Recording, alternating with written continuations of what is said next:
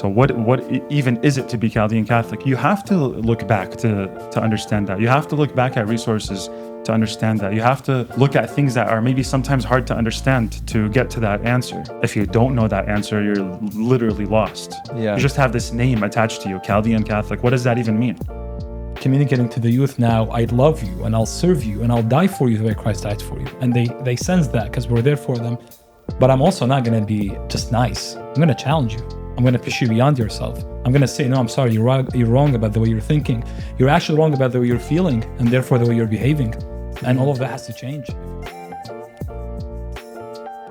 So yeah, this is our last episode in this set.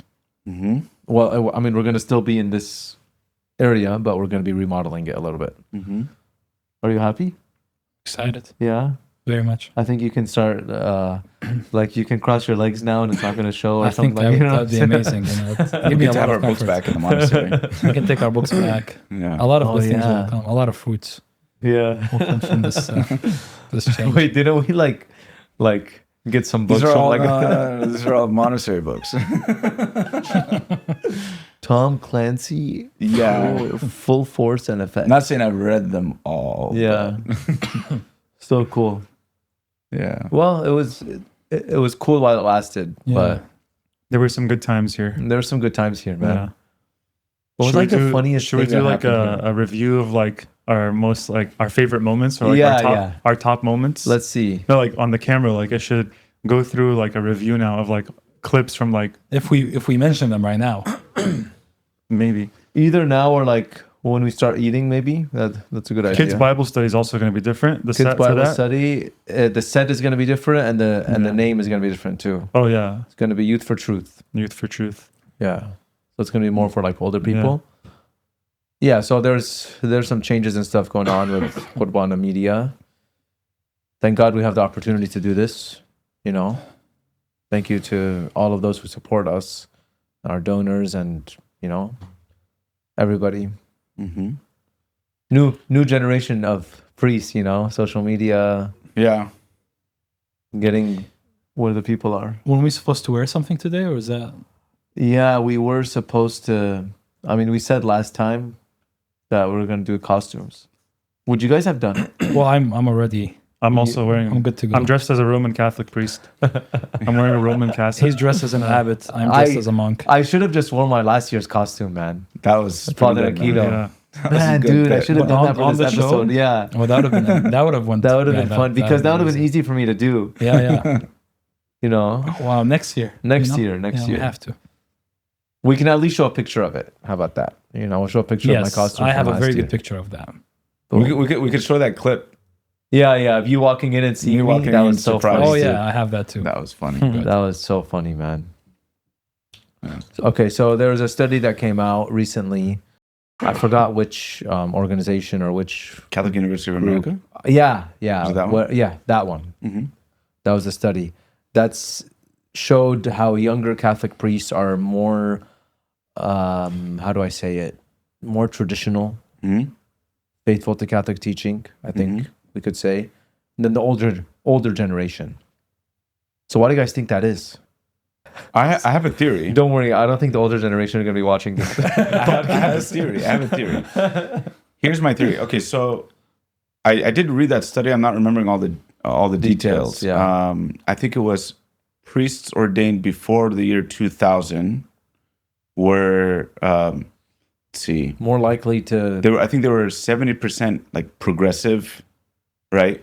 And then the ones ordained after 2000 are 8% progressive. So that's a huge tidal Yeah. wave change, you know? I mean, that's a huge shifting.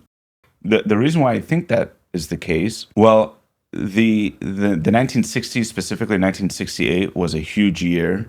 That was the, you know, whatever we call it, the hippie decade, or it was a progressive, major progressive movement in the West, right? So Europe and America went through a lot of political changes and a lot of cultural changes. It was largely a rejection of tradition. Everything was kind of headed in this way. And I think the church was caught up in that, and the priests ordained in that era, or that grew up in that era and were ordained afterwards, like in the 80s or so, 80s and 90s. were children of that generation and children of that movement, and kind of were taken up into it. So the reason why I think priests now are more traditional, and I think the article, if I'm not mistaken, says that most priests are pretty moderate politically, which is, I think, quite good. The reason why I think priests now are mainly going back to tradition is because I think that the church lives off of tradition. The church is the bearer of the tradition of salvation history, of the Bible, and of the West, actually, too. Mm-hmm. So I think that's the normal, the normal home of the church, is that it's rooted in a tradition, a long-standing tradition that goes back millennia. Yeah, but where did it come from to not, like, let's not go backwards? You know what I'm saying? Like the backwards way of thinking. And so some priests just want to move forward and they want to be modern, and they see that as bad. You know what I'm saying? That's more from outside of the church than it is within. Within but the it church, creeps its way in, right? Yeah, it crept its way in. Let's say it this way. It crept its way in big time in the 60s, 70s, and 80s. And then it affected the entire church when the priests that were ordained were also affected by this. Okay, and they had this purely forward way of thinking, and to the exclusion of looking backwards. I think the church, the way that it operates ordinarily and normally when it's healthy, the church, the way that it operates in a healthy manner is it is looking forward while looking backwards at the same time. It's looking backwards to learn and looking forward to see how we apply what we've taken to further, future generations. But it can never have this, let's say, exclusion of one to the other. So that was the problem. It was that the world was moving in this direction where it looks purely progressively, purely to the future, and thinking that we only move forward by rejecting what came what was behind us. Many people in the church, priests that were ordained, took up this premise and they applied it to religion, and that wasn't a big issue. But now priests that are ordained, post 2000. Maybe post 2010 is more specific in that article, I think, have kind of gone back to home base. And the home base of the church is looking backwards and seeing how we apply that looking, forwards. So I think both extremes are really off kilter, whether it's pure progressive, like we're only looking for the future, and purely traditionalist is also equally damaging, I think. Yeah. So just to comment on that, the problem with that mentality of looking forward to the exclusion of looking back at things that came before is that is completely contrary to the principles of the Second Vatican Council, which stand on ressourcement and aggiornamento. These are like the two popular words that come out of the council. Ressourcement is all about going back to the sources, going back to the fountain that gives life, which is obviously scriptures, an apostolic tradition. What did the fathers of the church see the gospel as? How did they preach it? What did they receive from Christ himself, and how did they give it to the world? So you look at that, and then aggiornamento is you keep the doors of the church open to moving forward. So it's a looking back for the sake of moving forward and sustaining your present situation. It's not looking back just because we want to move in that direction completely, exclusively. So in other words, there has to be a balanced way to live in the life of the church, and that is through those two principles that come out of the council. And then when you look back at things that we do, like, okay, let's get something specific with something very small in our own tradition. For example, wearing a sheshta, that hat that we sometimes wear. You'll hear priests that are, older than us saying, "Why would we do that? Why would we go backwards and wear that?" What negative effect did that have on our spirituality that we stopped wearing it, or that we had to remove it? Like, that's the way I look at it. Why would you try to fix something that wasn't broken and actually distinguishes you outwardly? Because we do need outward signs of distinction. We're physical beings, we have senses. That's one small way of doing it. Why would we not wear that? What happened to prevent us from wearing that? That's just like something I think about from time to time. But basically, when it comes to these traditional practices, why would we stop doing them if they didn't harm our spirituality? That's just a question I have. Yeah. I think there's a sense of a perceived good in eradicating distinction from culture. And that eradication of distinction makes for equality is a big lie, a big misconception, and eradicates roles in the church and the lives of people. And like Father was saying, titles, we have titles for a reason. We dress, there were studies also showing that religious communities that don't wear their habit end up falling apart, which is very interesting, versus the ones that do keep that distinction, so that our life can maybe be well ordered. Jesus says, you're in the world, but not of the world.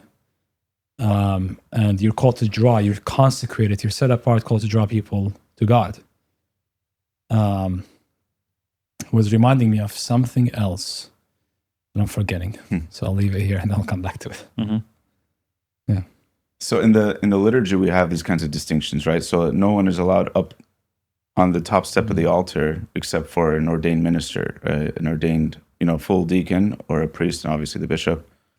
But no one else is allowed up there. There's been this modern, I think it's going away, but there was this phenomenon where oftentimes priests would welcome basically as many representatives from the congregation as possible to go around the altar, up on the altar, and be with them there on the altar saying the Our Father or whatever it is.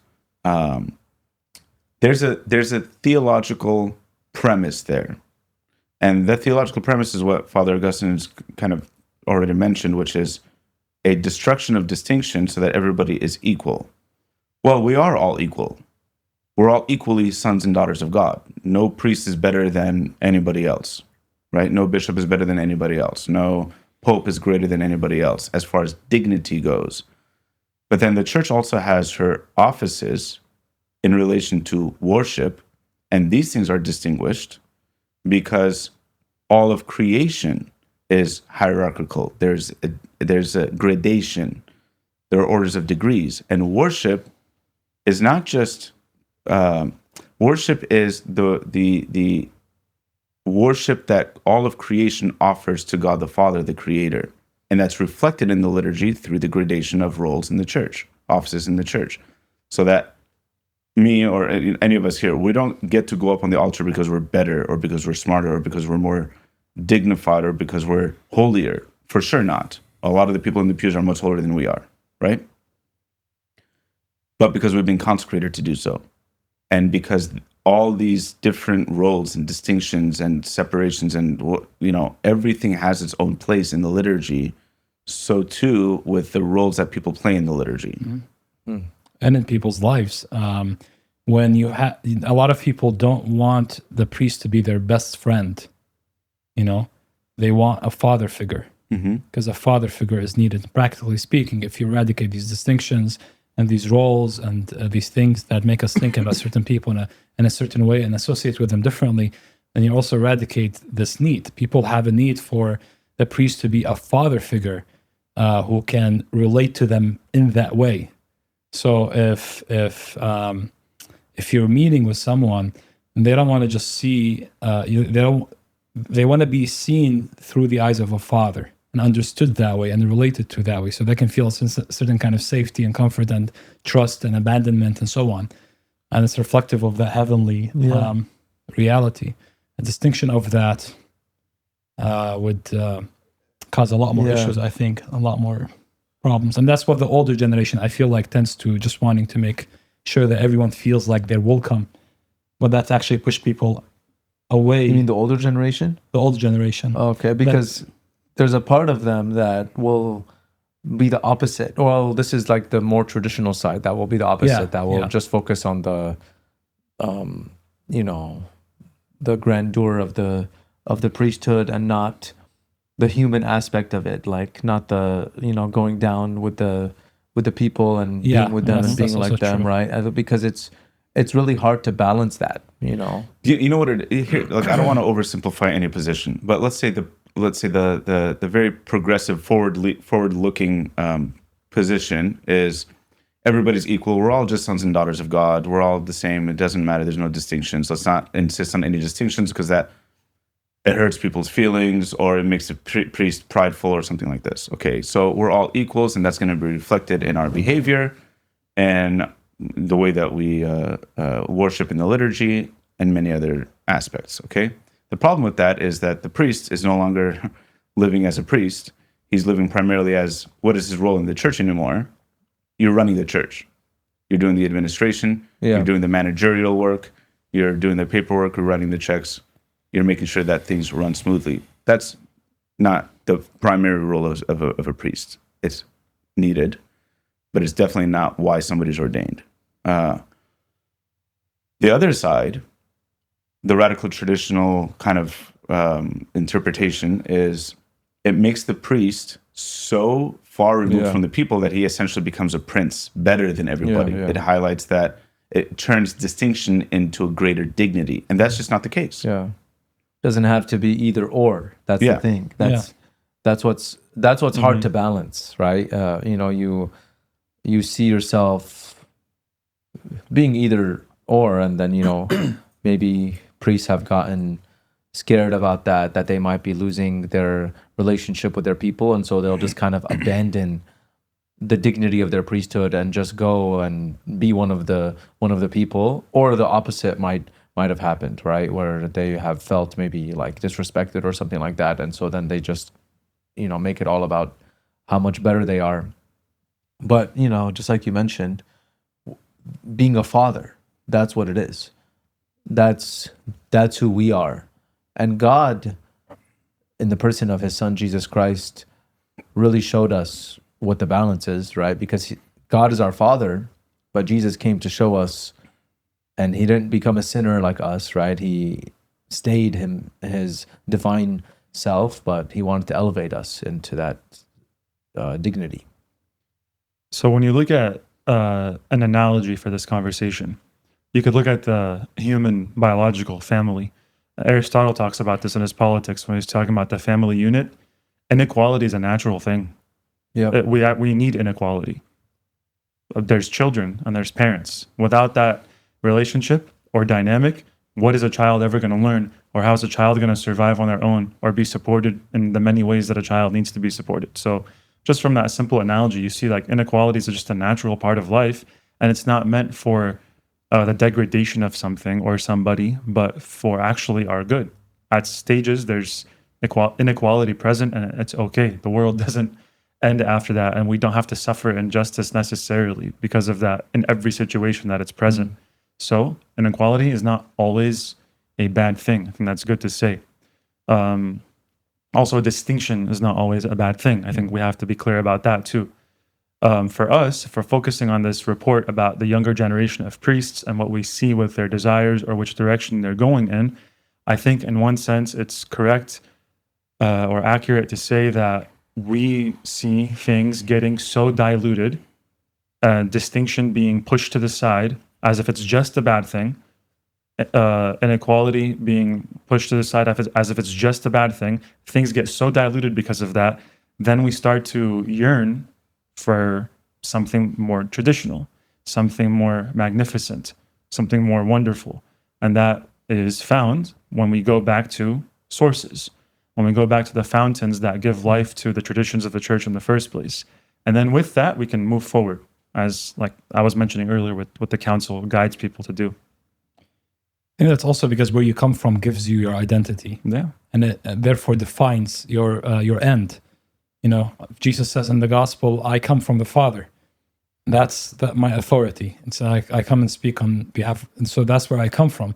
And my tradition gives me a sense of identity. This is why when the Catholic Church is not being clear about certain teachings, everyone in the world is like, hold on a second. If the Catholics are not clear about the teaching, who is? That's the bearer of tradition. Yeah. That's the one that doesn't change. That's one of the pillars of our identity as Catholic, a long-standing tradition. But I want to mention something that Father Ankido had told me a while ago. When you walk into St. Peter's Basilica in Rome, and you see the grandeur and the beauty of what's happening in there. It's gorgeous. That elevates your mind to God, and that's needed, and it fills you with awe and sometimes fear. Like, whoa, what's going on here? Why would they build something like this? And so it takes up your mind, but then as you process in the lines of the Mass, you're about to encounter that same grandeur of God in the person, an incarnated person of Christ through the Eucharist, which then is given to you in a much more close, intimate way. So that the grandeur of it draws you to wonder and to the mystery of God, which is a healthy thing to keep in our minds. That it is a mystery that is beyond us. But then that mystery then draws you into an intimate relationship, and there's that union again between God and man. So that's really interesting, because I was going to bring up this point too, which is, along with this, let's say, turning our backs on tradition and moving forward, what did that look like? Not just priests taking off their cassocks and monks and nuns taking off their habits and we're watering down the liturgy, but it's also a major watering down of art, of music, of architecture, of all these things that came from the church and beautified and elevated greatly Western society and the minds and the hearts of everybody, all of its citizens. Okay, what happened instead is, well, looking forward means that we're going to be more simple. We're just going to be all equal. So we're going to water everything down. Take out the marble altars and put in a normal table. Yeah. Okay. Take out the art from the churches. Take out the art from the churches. They shattered a bunch of beautiful statues. They did all this stuff, right? Make them look like houses. Make them look like houses. The new church architectural style is that it's a tent. Simplify everything. What did that end up doing? All it didn't elevate anybody. So this desperate grasp at equality, all it did was made everybody equally lowly. Okay, including the churches.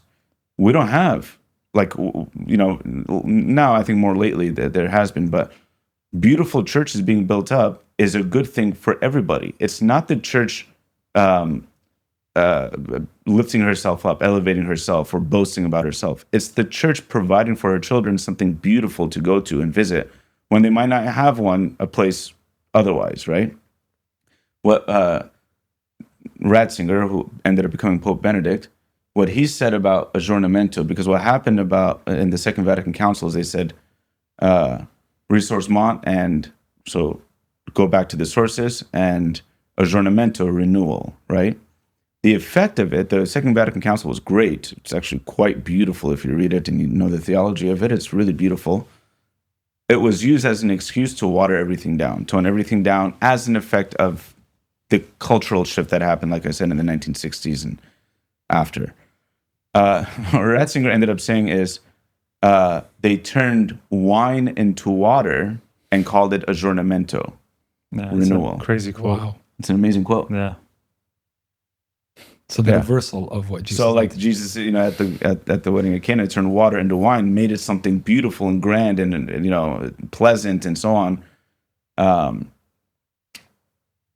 That's Jesus elevating everything, elevating the world. It's a symbol of that, right? It's elevating everything and making it something heavenly and divine.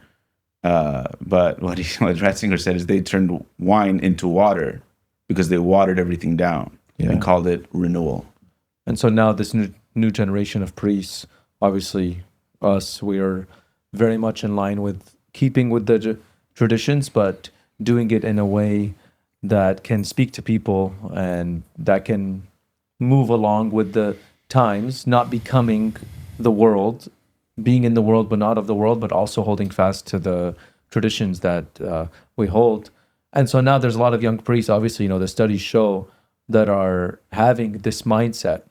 So do you guys see that being affected in the generations, like with the lay people, because of the priests, like the generation above us, that came before us? What differences do you see in the spiritualities and in their attitude toward the church as a result of that? So one time I was preaching at Mass, and I was at a Chaldean Mass. So I had the opportunity to say this because of the audience. What I noticed is that at the Masses that we do in English, where most of the attendees are younger people or younger families, something you'll observe almost immediately is that the confession lines are very long. A lot of people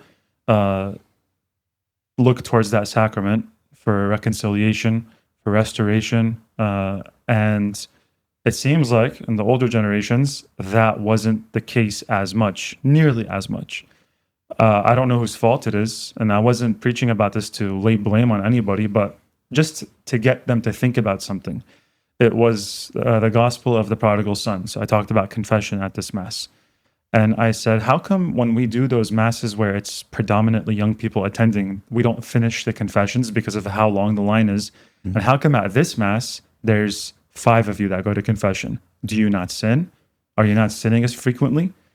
So I explained, like, I'm not saying that to make you guys emotionally reactive or something like that, but to get you to think about that there's this sacrament that's there for us for the sake of our sanctification, our returning to God, and it's there so often, it's there so abundantly. Thank God, and in our local churches here. So why don't we go and receive what the graces that God is giving us in the sacrament? And I said, it's not your fault. It's the fault of people who should have taught you and didn't teach you. And maybe it's not even their fault. Maybe their resources are just limited and they weren't aware of how big of a deal this sacrament is and other sacraments of the church are, other aspects of our life of faith are. And so if I see a priest from an older generation and I see him doing his best with what he has, you have to respect that. I mean, what else is he going to do? But if you have the responsibility and the opportunity and the knowledge and the resources to teach people about something as important as confession, and you let it die down and you don't emphasize it, that's pretty bad. That's negligence. And that's one of the things that I'll notice with the younger priests having an effect on current generations. I have the feeling that, because we've been priests for a decade. When we were ordained, there was already a big youth movement. Yeah. So it's not like, I'm sure we had some effect, hopefully by God's grace, we've done good for the youth and for the church and things. But there were already a lot of people going to confession. And yeah, we can say, okay, Father Andy had come as a young priest. He's an older priest now, right? That's what we decided. Yeah, he's one of the older generation for sure. Yeah. He was ordained before 2010, so yeah, that's true. Yeah. And he's a core bishop too. So he's lumped in with all. He's a progressive. He's a Monsignor. Definitely. We're definitely saying that. Okay. So Father Andy had a big impact on the youth. I have a feeling that all of this kind of happened together, though, simultaneously. Honestly, almost like our whole generation, despite us. I don't know if it was caused by us. I really don't want to say that, but despite us, or in tandem with us, we're all kind of looking back to tradition. Because this whole generation is like, a couple generations in after this major progressive movement in the West. And I feel like everybody now is just kind of really sick of it. Like they realize we're trying to walk on water and we're not able to walk on water. Mm-hmm. Let's get back to the land. Another thing too, and this kind of relates to what you just said, but it's something I've been thinking about the whole time we've been sitting here. If you go right now and ask people in our community, what makes you Chaldean Catholic? What are they going to say? I would love to know what people say to that question. Do they know how to differentiate between a Chaldean Catholic, ritually speaking, and a Roman Catholic? I don't know. I don't think so. Now, okay, how tragic is that? How sad does that make you? I think it should make everybody sad that here's that. And for me personally, I'm just going to say, I didn't know what that means until Bishop Sedhead and Father Andy had a lot of work put in towards us answering that question and taking our liturgy and picking it apart, seeing what it is, seeing what kind of treasure it is, and letting that be our identity instead of just talking about ethnic things or cultural things.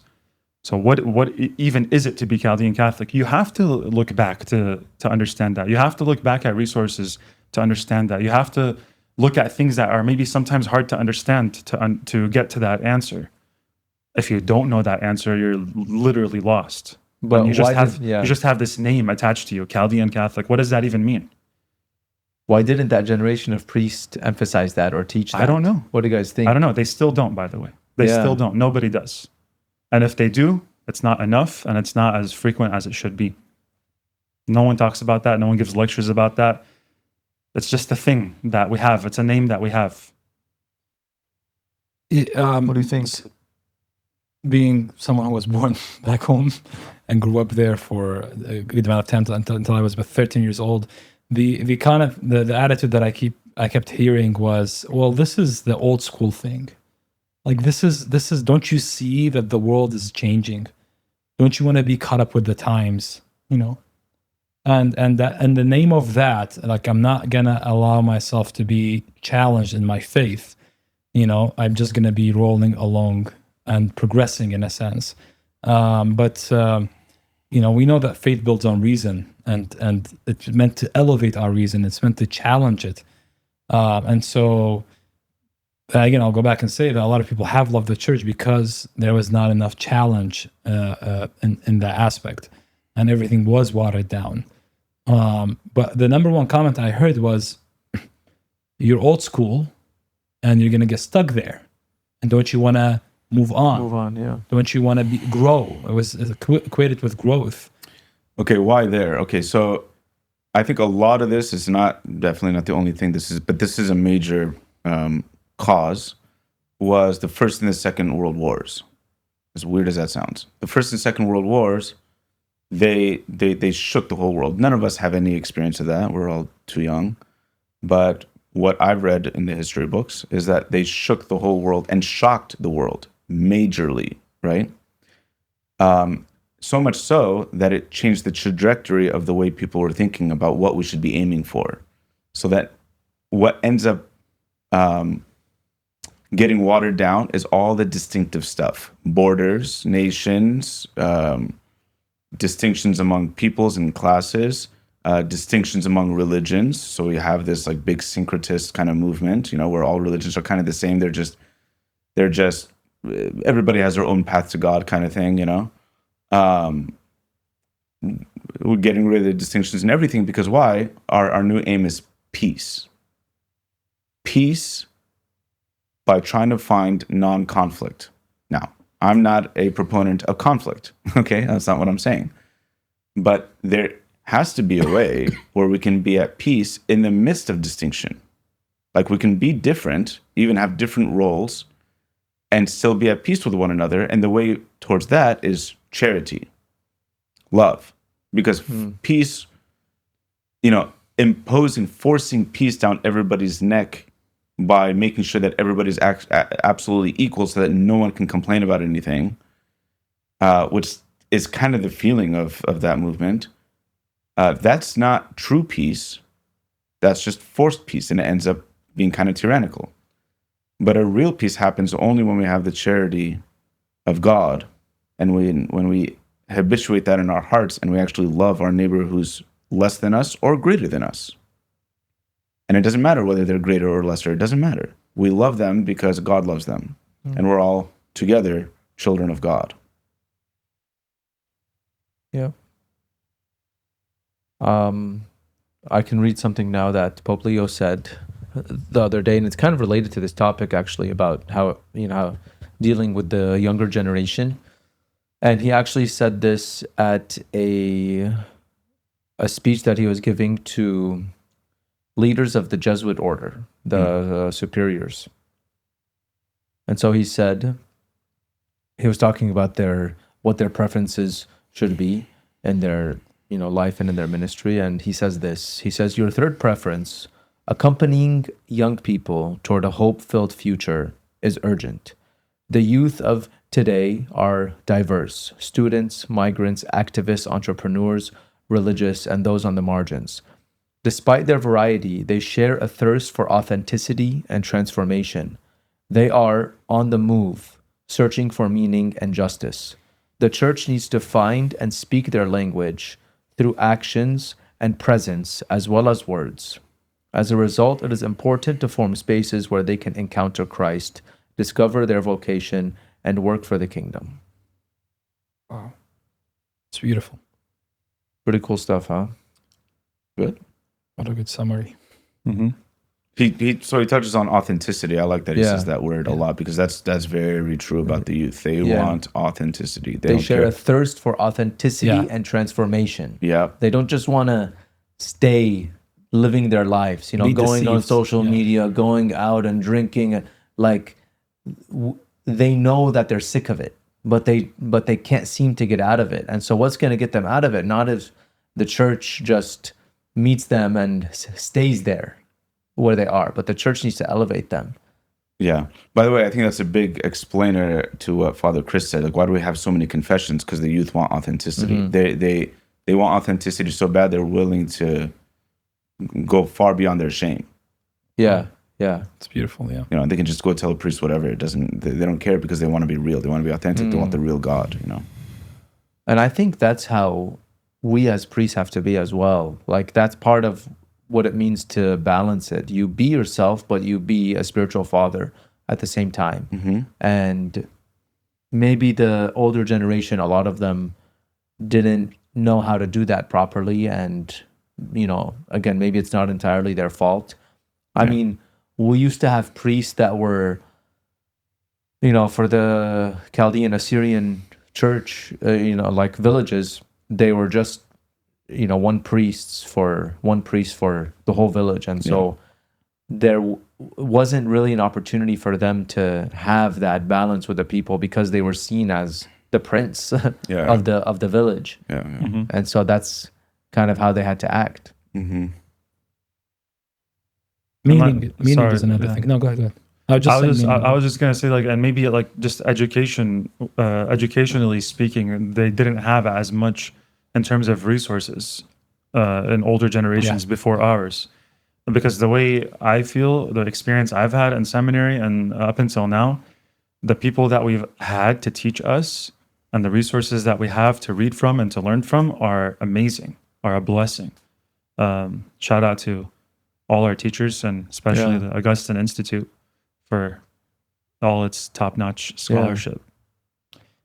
Yeah, and what he said also is they're finding purpose and meaning in being challenged to grow and to go beyond themselves, because that's a fulfillment of man, is that he becomes a gift of himself to others. And he finds this fulfillment, like John Paul II, when he gives himself away. And they're finding something way beyond themselves, way beyond their narrow world, that's always going to be. That's what the kingdom of God is. It's taking your mind way beyond into something much greater than yourself, allowing you to be what you were created to be, which is a sacrifice for something greater than yourself, an act of love for something greater than yourself. And they're finding meaning in that, and that act of sacrifice, and they're finding that the hidden treasure. Yeah. And they're willing to give up and sell everything for it. Yeah, you can't, like you can't fool them anymore, basically. Yeah. You know what I'm saying? Like, they would listen to the priest, whatever the priest says, automatically the people would listen. Nowadays, you're going to have to convince them. You can't just tell them, hey, because I'm a priest, you have to listen to me. Yeah. That's not how it is anymore. You have to actually convince them. Which, thank God it's that way now. Exactly, 100%. yeah. So that things are more genuine and authentic, yes. like the Pope was saying. Yeah. One thing I want to add, though, Andrew was mentioning this before we started filming. It's not like everything we do and the direction we move in is completely flawless, and then the older generation has, all these faults that we can point out. Yet, as limited as some things might have been on their side of the fence, the seed that they planted and passed along was so strong that we're still caught up in our faith. We're still serious about our faith. We're still going to church on Sundays, and we're still taking everything that they taught us and making it an important part of our life. So they've done a lot of good. They've done a lot of good in transmitting things onto us, even though there might have been limitations or flaws here and there. Like, we're still serious about our faith because they were too. I mean, our vocations are pretty much the fruit of their work. under oppressive regimes, by the way. Yeah, Extremely for oppressive our Yeah. regimes people, for our people, under extreme. And coming to America and not knowing the language and Mhm. having to adjust and start communities here, like that's a big deal. And the biggest flaw, which is what we've been talking about, like what's the rationale for the watering everything down, doing all that stuff, which we said that they largely did. It's to make people comfortable. It was to like make people feel welcome, not intimidated. Make them feel like they belong. Like all that stuff is good. The only problem is, I think the youth of today, they're kind of snapping back against that kind of self-esteem movement. They're snapping back against that because they're realizing like, okay, we're not built for comfort. It's nice when somebody coddles us, but you can't be coddled forever. You want to be able to not just walk into a church where you feel nice and comfortable and everything is just easy and whatever. You want to be able to walk into a church and be kind of shocked by the grandeur of the God who created the world, and you have an image of that. So it's nice that when parents coddle their kids and they treat them very good and they try to build up their self-esteem and they do all this stuff, but when we don't challenge them, then they're going to grow up empty, kind of feeling lost, and something is missing, something serious is missing, and namely their own identity. And I think the youth of today are trying to find their identity again because it hasn't really been given to them. So I see that as sterilizing them, Like Yeah. sterilizing, like killing what's potentially able to grow. yeah.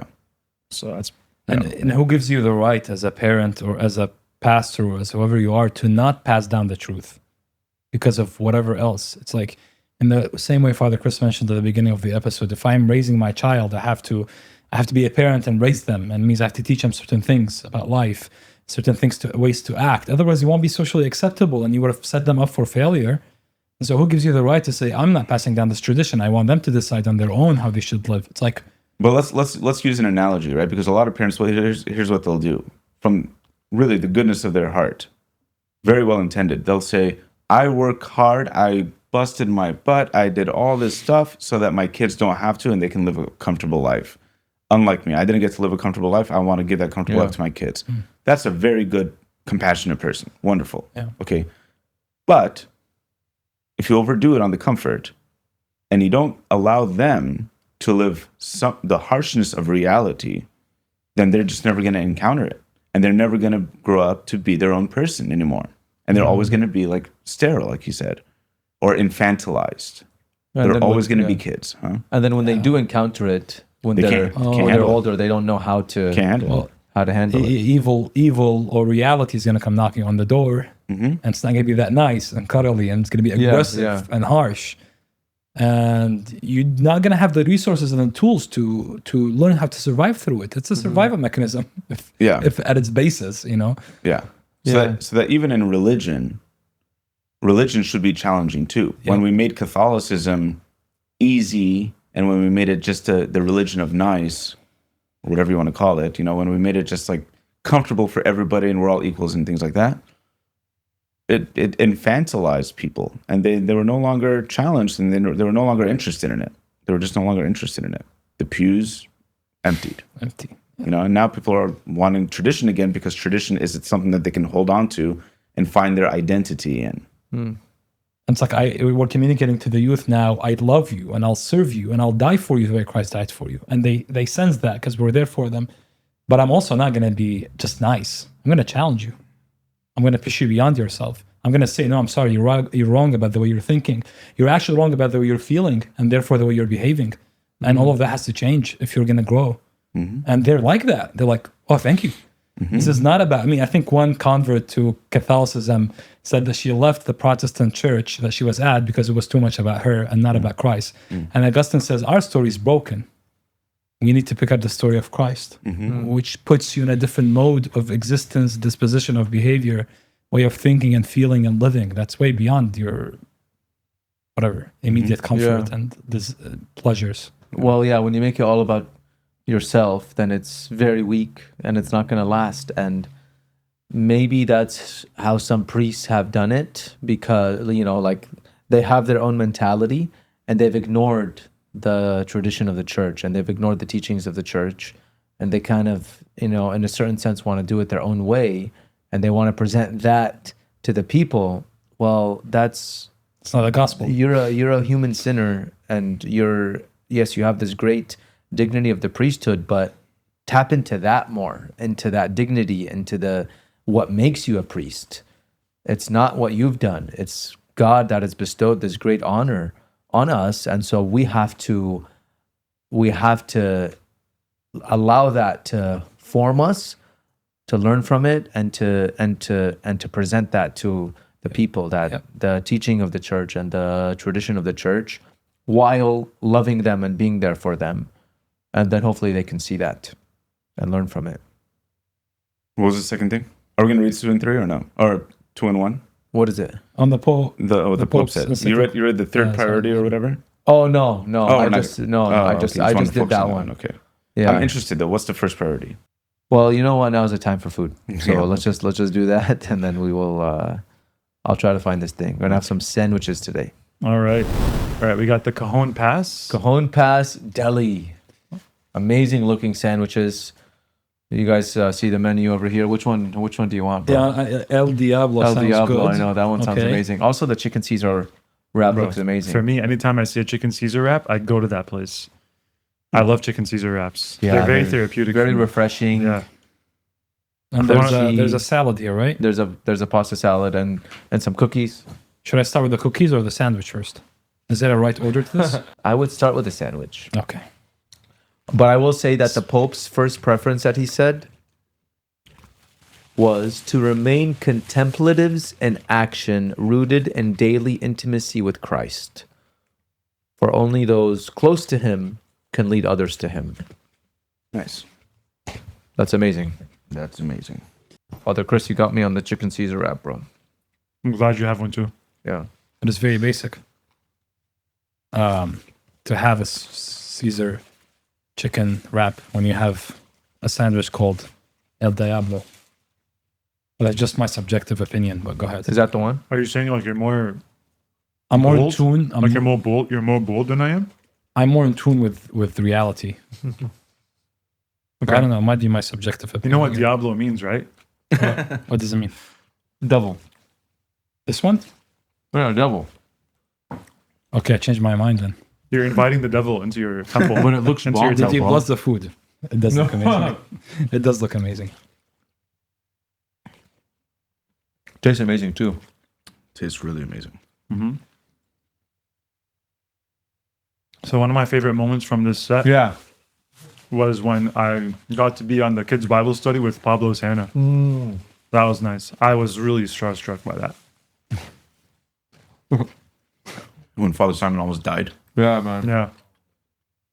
We had a Choked on medical water, emergency. Very bad, bro. UFO? Yeah. We were doing we were reviewing water. Just for fun, you know. And I started laughing. And I literally almost choked to death. That would It have was been bad. a very tragic way Yeah. to go out. But God. if you had died that day, you would have been by yourself outside. I know. Because you went outside to handle I know. yourself. That would have been tragic. I couldn't breathe here in the set, so I ran outside. Yeah. Wow. What do you do if you're choking and you can't stop choking? I was just, trying to Oh, wow. get any air into my system, bro. Man, do you know when that happened to me once? Horrible, When? horrible. When I was purifying the chalice Oh my God. at During Mass. Oh my God. Before the final dude. blessing. But I remember that. Okay? Before I the remember final that. blessing. I could see that because you're like in a rush sometimes, yeah. and you're trying to do everything all at once. And I totally choked on it. And I had to tell everybody, just like, wait. 1 second, I made them wait like 3 minutes before I finally was like, God, who is going to bless my us? God. Yeah. It was really messed up. Bro, I think about that almost every time I drink from the chalice. Like, what if I started coughing right now? And it got everywhere. yeah. The blood got everywhere. you Yeah. know? Luckily for me, it wasn't the precious blood, it was the water Yeah. that you're using to, but that was horrible. My favorite moment on the set was episode 50, when we ended the Oh, episode. that was on this episode. yeah, and then Oh, that was the most. and then troll Father ending. Tristan was like trolling so hard that episode, and then Father Danny He was left. on tilt. Yeah, GG, as they say. Okay, very well. Speaking of GG, that's episode number Yeah, 50. yeah. No, Thank you no, guys. no. We'll let you guys know what other Father delirious Simon, things. ask your question. You have something to say, Father Simon. no, Father Dan. I was waiting on you. No, you're gonna ask another question. No, I wasn't. Sorry, man. Okay, I have a Well, you know question. what? We could stay me and you and just that's- chat. that's- You guys go. Seriously, leave. Okay. Okay, go. Wait, you're gonna actually. No, I'm not missing out. I'm not gonna miss out. No, please, Father Daniel. Let him go. Hold on. This is episode 50. This is The extra 4th of content. July is on Friday. We didn't even talk about the 4th of July. We have to talk about our favorite things about America too. Independence Day. Talk about all of it. I have Father, a bless good you thing to all. say about America actually. So much. This is all staying, by the way, Andrew. This is all like bonus footage for episode 50. Thank you so much. God bless all of you. God Father bless. Daniel. Enjoy the rest of this. No, man. No, I like, no, I like, we can't. That's I like all how the dirty, Catholic bro. is laying there as like a remains of his existence. All right, What? this is gonna be You know what, bonus man? footage. Should we get like some cookies? Then we just kept recording afterwards. Mm-hmm. It was and like we just kept on trying snacks and stuff Oh yeah, What is that content? on the show. Oh, Episode 50. Check it out.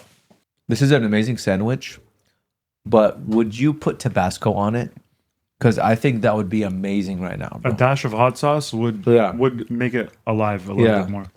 So yesterday I was at a restaurant with Father Tristan and somebody, and we had Caesar salads, and then this guy, the waiter, walked by. He was holding Tabasco, and I looked at it and I asked him if he can bring me one, and I put it on the salad.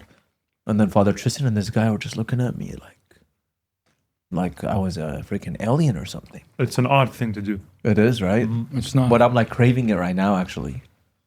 Just a little dash. It's not. It's not well ordered. Was it Diablo status? It's not traditional for sure. It's not as bad as sugar on eggs. Sugar on eggs. Yep. What do you mean by that? I've Like seen people do that. actual sugar? Yeah, like they sprinkle sugar on sunny side up eggs. Really? Which sick person have you seen do What that? the heck? He'll go unnamed. Father Simon does something else though. What do you do with watermelon? You put Lime? No, that's good. lime. No, That's really good. no, that's really good. Lemon. That is Yeah. really good. Yeah. No, lemon's good too. It's just I hadn't seen it before, but it's good. Cilantro. Silan I put with eggs. yeah. So Ceylon, That's amazing, I think actually. it's date syrup. Date syrup. I putting that on scrambled eggs is very good. Amazing, bro. Yeah, if you don't know now, you know. What's red gurgur in English? Bulgur? Bulgur. That stuff. I used to put yogurt with it. Oh, I used to That's put amazing, bro. masa on Masa, yeah. versus smoker. Yeah, that's a good. That's the Red best. rice. My honestly, grandma yogurt. taught me that. I tried this when I was in seminary because of Father Andy, and I found out that I think, if I'm correct, Assyrians from Iran Yeah. will put yogurt on dolma. Yep. And I tried it in seminary, and Phenomenal. I still remember how amazing it was. No, Oh yeah. It depends. It depends on the dolma and on the it's too yogurt. much of a mess. Bro, if it's like a spicy dolma, some No, yogurt, it's it like amazing. balances it out. I don't know. I disagree. That's one of the things I would take out of the traditions of the culture because it harms. This is really good food. Yeah. Oh yeah, Who brought it again? What's the name of Danny this one? Okay, from the Cajon Pass. the Cajon Pass, Delhi. This is on Kumaika Street. Yeah. Did I just say that in a weird way? Kumaika. From 3,000 to 3,000 people, we handle everything, any size, any occasion. Wow. So that's for catering. Mm-hmm. I get really intimidated by menus that are this big, but it's cool. Yeah. There's a lot of options for a cater. Yeah. Thank you to them for being the last food on this OG set. Yeah. This is it. So next time you guys see us, we'll be on a new set. We'll be feeding Father's makeover. Yeah. Thank you all for being here with us in this journey. And we'll see Don't you worry, next time. it'll be the same content, same trolls, Same. all that's all Same gonna be stuff. there. Yeah. Honestly, we just want to make it easier for us to eat on the show because because usually like there's a break in between. Like that's why you guys see us leaning back now. But if we had like food on a plate with like a fork and knife, we'd have to be leaning up, and then they have to change the cameras and everything. That's basically it. Yeah. Okay. Well. It's a progressive thing that we're doing. Yeah. We're moving towards But we're still keeping the But we're looking backwards, tradition too. of the show. exact the exact.